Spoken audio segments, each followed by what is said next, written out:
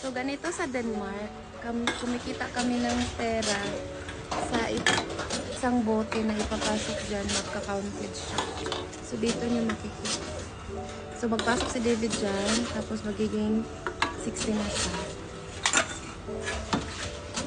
So, ganyan ka-high-tech yung Denmark. Walang botelya na masasayang kasi every time na magpunta sa grocery shopping, may ibibinta na mga cats. Yan si David. Yes, cat!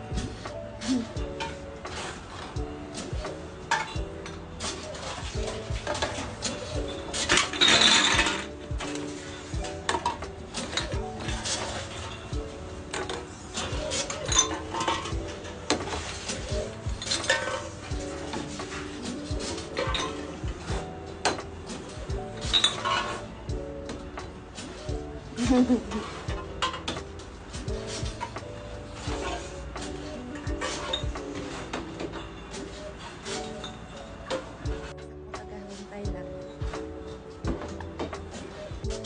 Ayan. Ang laki din ng kimita. So, dyan siya lang.